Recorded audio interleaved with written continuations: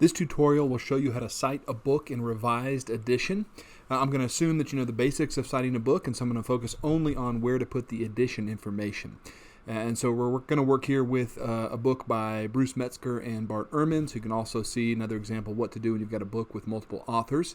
And this book is the text of the New Testament, now in its fourth edition, or at least in its fourth edition as of 2005. And so a book that's received many printings. When there are revised editions, you need to note that in your entries. If you go to the SBL Handbook of Style and you look at section 6.2.16, you can see instructions on what to do with a revised edition. In general, many revised editions are just numbered. So second edition, third edition, fourth edition in this case. If it's a first edition, you don't need to include that information. But if you have a second, third, fourth, one of these revised editions, then you're going to include that information. And you can see that you're going to include it here right after the title. So that's what it looks like in a footnote. Here it is right after the title in a bibliography entry. There are other kinds of revised editions you might encounter. So in this case, what you're seeing here with the Blankensop book in the SBL Handbook of Style is how you would abbreviate a revised and enlarged edition. And you can see other places in the SBL Handbook and Chapter 8 how to do the proper abbreviations if you come across just something that's labeled a revised edition without a number, or a revised and enlarged edition without a number. In this case, we've got a number, and so that'll be a little bit simpler for us. And so you can see we just place it right after the title. And so after our period here, we'll just put the abbreviation for fourth and the abbreviation for edition. Now notice I'm not using superscripts with fourth. Sometimes word processors will automatically make that a superscript, and you want to change that. It's not supposed to be a superscript. It's supposed to be just 4th or 3rd or 2nd, depending on what you're doing here. So you can add that there, and then down in our footnote, we add it right after the title outside of the parentheses. And notice that we're using a comma to separate it in the footnote and periods to separate it in the bibliography. That's a general rule for how these things are separated in those two different types of citations. So that's a fairly straightforward thing. Now, one of the things that can be tricky about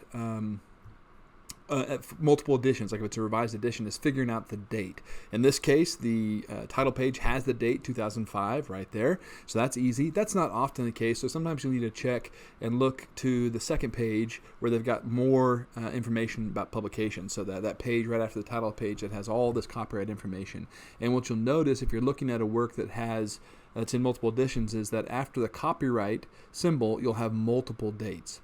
And in this case, since we're working with the fourth edition, we want to go with the most recent date, the fourth date, 2005. So if you don't have the date that's given there, the year of publication given on the title page like it is here, then just turn the page, find the copyright symbol, and go to the most recent date. And that's how you do that. Now, you may be noticing that we're putting the edition information in the exact same place that we put the translator information when we worked on citing a book that is a translated volume. And if you notice that, good for you. You're being very observant. This placeholder between the title and the publication information is where a lot of this extra information will go. And so if we wanted to imagine, for example, that this was also a translated book, we'd need to know where do we put that, because it feels like we put the edition information in the same place we put the translator. That's true, and that's where it's really helpful to make sure that you know what the sequence of information is in these entries. So if you go back to the beginning of Chapter 6 in the SBL Handbook of Style, 6.1.1, it gives you the sequence of information. Here's the order that things will go when you have any entry. And so if we look here, we can see where the edition goes, right? And we might notice that the translator, if there is a translator or an editor, is going to go before the edition.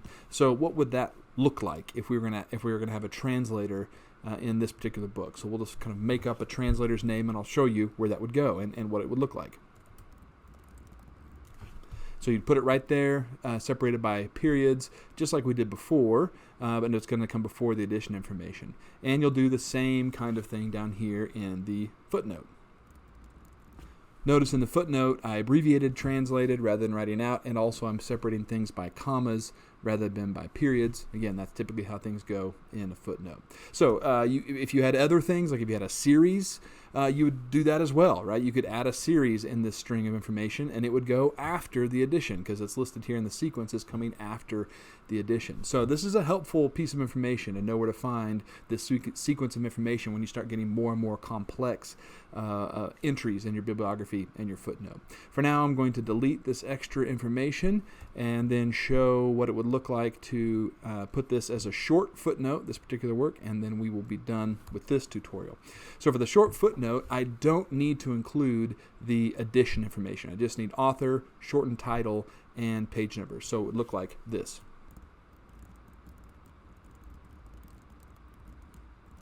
So you can see there I've got both authors' names, since it's a work by two authors, a shortened title, page number, and I'm done. And that's what it would look like to cite a book in a revised edition.